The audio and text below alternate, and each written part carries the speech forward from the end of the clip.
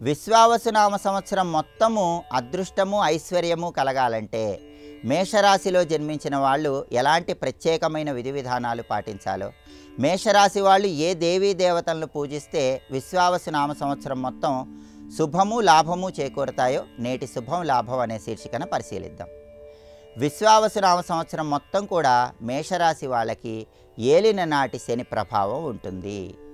ఈ సంవత్సరం మొత్తం కూడా ఏలినాటి శని ప్రభావం వల్ల శత్రుబాధలు తొలగింపజేసుకోవాలన్నా, వృధా ఖర్చుల నుంచి బయటపడాలన్నా ప్రతి శనివారం మేషరాశి వాళ్ళు దేవాలయంలో ఉన్నటువంటి రావి చెట్టు దగ్గరకు వెళ్ళి, రావి చెట్టు మొదట్లో నల్ల నువ్వులు కలిపిన నీళ్లు, ఆవు పాలల్లో బెల్లం ముక్క కలిపి ఆ ఆవు పాలు పోసి తడిసిన మట్టిని నుదుటన బొట్టులాగా ధరించి రావి చెట్టుకు 8 ప్రదక్షిణలు చేయాలి. ఇలా ప్రతి శనివారము చేస్తూ ఉంటే సంవత్సరం మొత్తం ఏలినాటి శని దోషం నుంచి మేషరాశి వాళ్ళు బయటపడవచ్చు, వృధా ఖర్చుల తీవ్రతను తగ్గింపజేసుకోవచ్చు, ఆరోగ్యపరంగా మంచి సత్ఫలితాలు అందిపుచ్చుకోవచ్చు.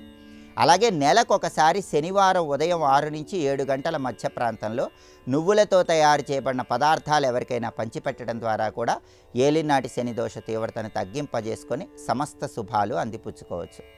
అలాగే ఈ విశ్వావసునామ సంవత్సరంలో మేషరాశి వాళ్ళకి రాహువు విశేషంగా యోగిస్తున్నాడు.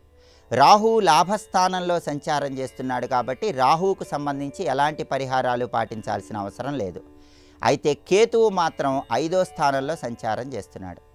ఈ సంవత్సరంలో మే 18 తర్వాత కేతువు 5వ స్థానంలో సంచారం చేస్తూ మేషరాశి వాళ్ళకి సంతానపరమైనటువంటి ఇబ్బందులు కలిగింపజేయడానికి ఆస్కారం ఉంది. అంటే సంతానం జీవితంలో పురోభివృద్ధి సాధించడానికి మేషరాశి వాళ్ళకి ఏదో ఒక సమస్యలు వస్తూ ఉంటాయి. మేషరాశి వాళ్ళు సంతానపరమైన సమస్యలన్నీ అధిగమించాలంటే ఈ సంవత్సరం వచ్చే మంగళవారాలు గణపతిని గరికపోచలతో పూజించాలి. అలాగే నానబెట్టినటువంటి ఉలవలు గోమాతకు మంగళవారం పూట ఈ సంవత్సరం ఆహారంగా తినిపిస్తూ ఉండాలి. ఇలా చేస్తే సంవత్సరం మొత్తం కేతువు యోగిస్తాడు, సంతానపరమైన సమస్యల నుంచి సులభంగా బయటపడవచ్చు. అలాగే విశ్వావసునామ సంవత్సరంలో మేషరాశి వాళ్ళకి గురుబలం లేదు. గురువు ఈ సంవత్సరం మొత్తం కూడా 3, 4 స్థానాల్లో సంచారం చేస్తున్నాడు. ప్రధానంగా మే 15వ తేదీ నుంచి అక్టోబర్ 18వ తేదీ వరకు గురువు 3వ స్థానంలో సంచారం చేస్తున్నాడు. ఆ తర్వాత అతిచారం ప్రభావం వల్ల అక్టోబర్ 18 నుంచి డిసెంబర్ 5 వరకు 4వ స్థానంలో సంచారం చేస్తున్నాడు. మళ్ళీ వక్రించి సంవత్సరం చివరి వరకు 3వ స్థానంలో సంచారం చేస్తున్నాడు. అంటే ఈ సంవత్సరం మొత్తం మేషరాశి వాళ్ళకి గురువు 3, 4 స్థానాల్లో సంచారం చేస్తున్నాడు కాబట్టి గురుబలం లేదు. సంవత్సరం మొత్తం గురుబలం పెరగాలన్నా, ఆర్థికంగా కలిసి రావాలన్నా, వృత్తిపరంగా ఎదగాలన్నా వీలైనప్పుడల్లా ఈ సంవత్సరంలో వచ్చే గురువారాలు ప్రదోష కాలంలో శివాలయ దర్శనం చేసుకోండి. ప్రదోష కాలంలో శివలింగానికి కొబ్బరి నీళ్లతో అభిషేకం చేసుకోండి.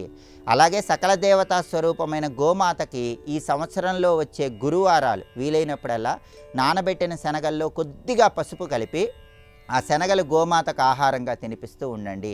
ప్రతి గురువారము కూడా ఈ సంవత్సరం తడి పసుపు కానీ తడి గంధం కానీ నుదుటన బొట్టులాగా ధారణ చేయండి. ఇలా చేస్తే సంవత్సరం మొత్తం కూడా 3, 4 స్థానాల్లో సంచరించే గురువిచ్చే వ్యతిరేక ఫలితాలు తొలగిపోతాయి, గురుబలం పెరుగుతుంది, వృత్తిపరంగా ధనపరంగా మంచి సత్ఫలితాలు అందిపుచ్చుకోవచ్చు. కాబట్టి మేషరాశి వాళ్ళు ప్రధానంగా ఈ సంవత్సరం ఏలినాటి శని దోషం నుంచి బయటపడటానికి, గురుబలాన్ని పెంపొందింపజేసుకోవటానికి, కేతుగ్రహ దోషాలను అధిగమించటానికి, సమస్త శుభాలు లాభాలు అందిపుచ్చుకోవటానికి ఈ ప్రత్యేకమైన విధి విధానాలు పాటించాలి.